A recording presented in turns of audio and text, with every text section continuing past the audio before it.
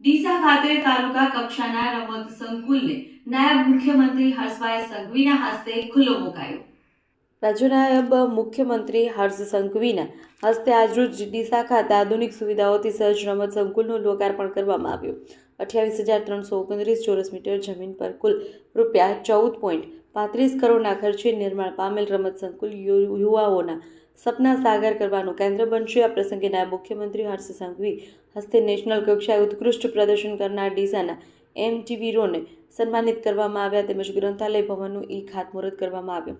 ડીસા ખાતે રમત સંકુલનો લોકાર્પણ સમારોહમાં નાયબ મુખ્યમંત્રી હર્ષ સંઘવીએ બનાસકાંઠાને મળેલી નવીન સુવિધા યુવાઓ માટે રાજ્ય સરકારની ભેટ ગણાવી પ્રશંસા વ્યક્ત કરી. તેમણે જણાવ્યું, બનાસકાંઠાના યુવાનો, બાળકો, વડીલો સહિત દરેક નાગરિકો માટે વિકાસની નવી તક ઊભી થઈ છે. નાયબ મુખ્યમંત્રીએ ભાર મૂક્યો છે કે આજે યુવાનોનું સ્વપ્ન સાકાર થયું છે અને એક જ દિવસમાં કેવી રીતે બહોળું કામ થઈ શકે અને સાક્ષાત અસર બનાસમાં જોવા મળી છે. જિલ્લા માટે મગજ કસવા પુસ્તકાલય અને શરીર કસવા મેદાન જેવી દ્વિમુખી સુવિધાઓ ઊભી કરાઈ છે. પાલનપુર ખાતે જિલ્લા કક્ષાના રમત સંકુલમાં આંતરરાષ્ટ્રીય સ્તરની સુવિધાઓ તથા વડગામના 20,000 પુસ્તકો ધરાવતા અને આધુનિક સુવિધાઓથી સજ્જ પુસ્તકાલયનું લોકાર્પણ કરી તેમણે આનંદ વ્યક્ત કર્યો. યુવાઓ મોબાઈલમાં સમય બગાડવાના બદલે મેદાનમાં આવી પોતાની ક્ષમતા વિકસાવે અને બનાસકાંઠાનું નામ વિશ્વ મંચ પર રોશન કરે તેવા આશાવાદ સાથે નાયબ મુખ્યમંત્રીએ દીકરીઓના શિક્ષણ અને સપનાઓને સાકાર કરવા માતા પિતાને સહયોગ આપવાનો અનુરોધ કર્યો. રાજ્ય સરકાર દ્વારા યુવા શક્તિને પ્રોત્સાહન આપવા પૂરું પાડવામાં આવી રહેલા પ્લેટફોર્મના બદલે તેમણે મુખ્યમંત્રી ભૂપેન્દ્રભાઈ પટેલ, રાજ્ય સરકાર, ટીમો બનાસનો આભાર વ્યક્ત કર્યો. ધારાસભ્ય પ્રવીણભાઈ માળીએ સ્વાગત પ્રવચન કરતા જણાવ્યું, સંઘર્ષ, સેવા અને બલિદાન જેવી મૂલ્યોમાંથી નેતૃત્વનો ગુણો વિકસે છે. સાચું નેતૃત્વ એ છે કે જેનાથી કોઈનું જીવન ધોરણ ઊંચું ઉઠે અને સમાજને નવી દિશા મળે. રમત સંકુલની સ્થાપનાથી ડીસા તાલુકામાં 16,000થી વધુ યુવા પ્રતિભાઓને પોતાનું કૌશલ્ય પ્રદર્શિત કરવાની તક મળશે, જે યુવા શક્તિના વિકાસ માટે અત્યંત મહત્વનું સાબિત છે.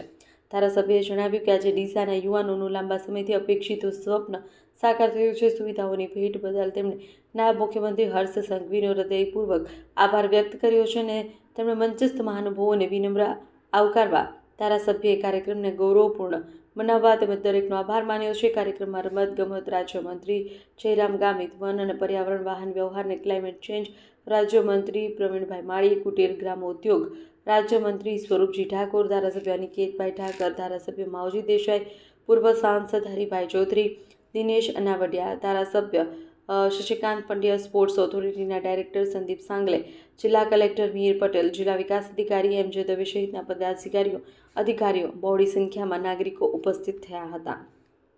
અહેવાલ હરગોવન ચૌહાણ, ખબર બનાસકાંઠા ન્યૂઝ. આજનો દિવસ એ ખૂબ જ મહત્વનો દિવસ છે. યુવાનો માટે મગજ કસવા માટે પુસ્તકાલયનું બી આજે લોકાર્પણ કરવામાં આવ્યું છે અને શરીર કસવા માટે પાલનપુર અને ડીસા ખાતે સ્પોર્ટ્સ કોમ્પ્લેક્સનું બી લોકાર્પણ કરવામાં આવ્યું છે. બનાસકાંઠાના જિલ્લાના સૌ યુવાનોનું ખરેખર ભવિષ્ય ઉજ્જવળ બને તે માટે આ બધી જ વ્યવસ્થાઓ કરવામાં આવી છે અને વધુમાં વધુ યુવાનો મોબાઈલની અંદર એમનો સમય ના બગડે અને રમતગમતના મેદાન સુધી પહોંચે તે માટે આ વ્યવસ્થા કરવામાં આવી છે. દીકરીઓને પોતાનું સપનું સાકાર કરવાનો હક છે.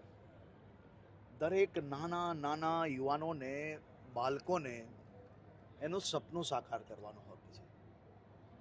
ભણતર, સામાજિક રીતિ રિવાજ જોડે જોડે જો પોતાના પરિવારનું, ગામડાનું, તાલુકાનું, જિલ્લાનું, રાજ્યનું અને દેશનું નામ રોશન કરી શકતા હોય તો એવા દીકરા દીકરીને આપણે આંગળી પકડીને ઘરે બેસાડવાની બદલે આંગળી પકડીને એને રમતના મેદાન સુધી પહોંચાડવાનું ખરેખર ભગીરથ કાર્ય કરવા માટે સૌ સમાજે આગળ વધવું જોઈએ. વલસાડ જિલ્લાના એક નાનકડા ગામના ગરીબ પરિવારની 6 વર્ષની નાની એવી દીકરી પર દુષ્કર્મ ગુજારનાર દરિંદા રઝાકને આજે વલસાડ કોર્ટ દ્વારા ફાંસીની સજા સંભળાવવામાં આવી છે. વલસાડ જિલ્લા પોલીસ દ્વારા આ દરિંદાને 48 કલાકમાં પકડીને 18 દિવસની અંદર ચાર્જશીટ પૂર્ણ કરીને પૂના 2 વર્ષની અંદર આ કેસમાં આ આરોપીને આજે ફાંસીની સજા અપાવવામાં સફળતા પ્રાપ્ત કરી છે. હું રાજ્યની સૌ માતાઓ, બહેનો, દીકરીઓ વતી વલસાડ જિલ્લા પોલીસ અને સ્પેશિયલ લોયરની બેઉજનને ખૂબ ખૂબ આભાર માનવા માંગુ છું. ઓકે સાહેબ, આજે બનાસકાંઠામાં